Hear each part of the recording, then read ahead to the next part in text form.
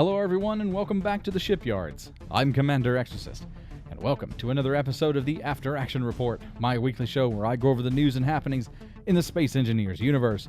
Before we get started, if you enjoy the content I create on this channel, then be sure to like the video, subscribe to the channel, and make sure notifications are turned on so that you don't miss any of my Space Engineers content. Let's see what's going on out there.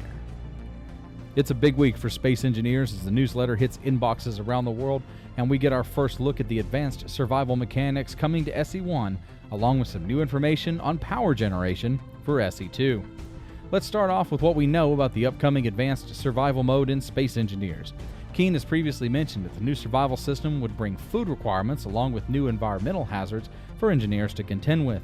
In the past few weeks, we've seen previews of new blocks to grow and cultivate food packets, but very little was known about the proposed environmental changes until today.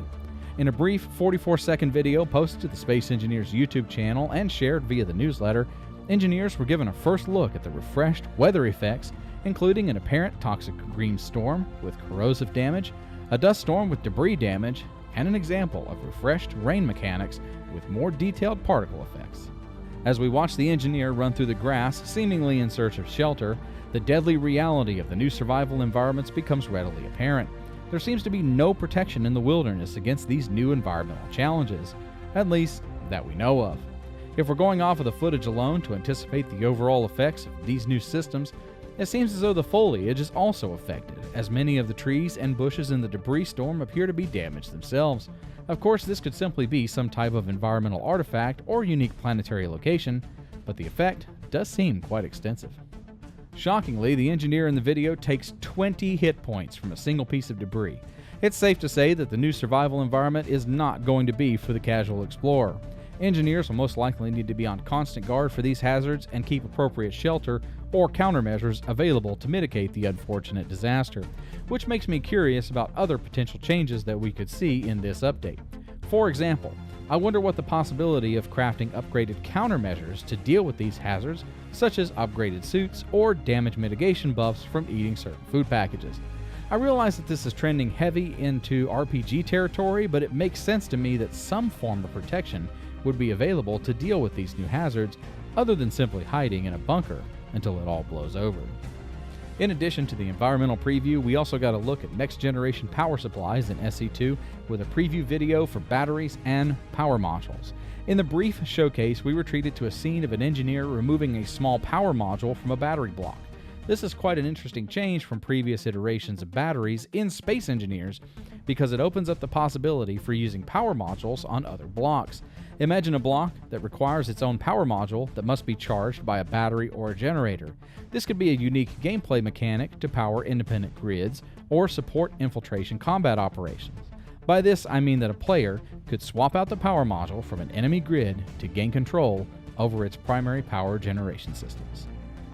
This week's Dev Diary was equally heavy as Merrick touched on a variety of ongoing elements in SE2 that are still in development. One major projected change is the way asteroids are scattered across the map in upcoming builds. In the current iterations of SE1 and SE2, asteroids are generated across the star system maps in a semi-random way. We've already seen previews of new planets in SE2 that have rings around them, and according to Merrick, future asteroid generation will conform more to what we know about stellar dynamics. Asteroids will soon be organized into proper belts and rings to give the star system in SE2 a much more realistic feeling.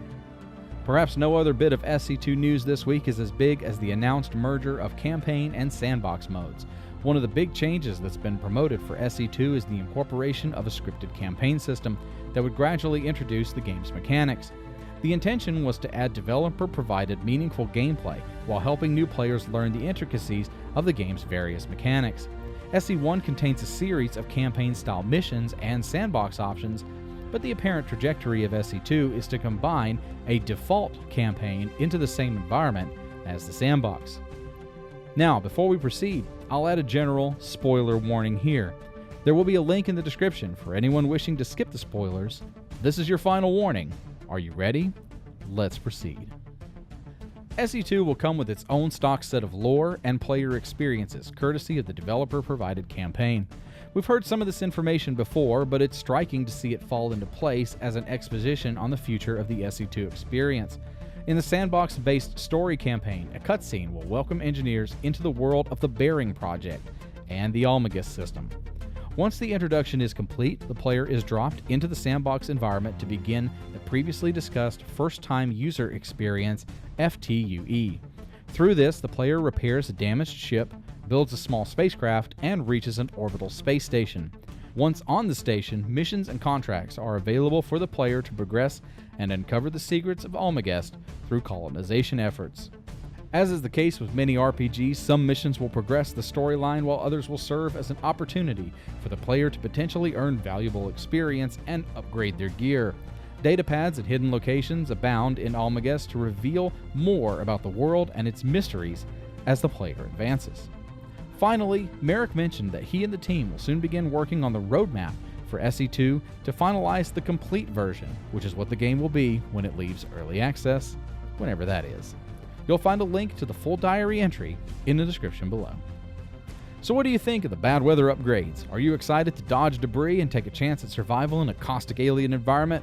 And what do you think of merging a campaign and sandbox? Will it be overwhelming and confusing for players, or will it bring just the right amount of balance to the Almagus system?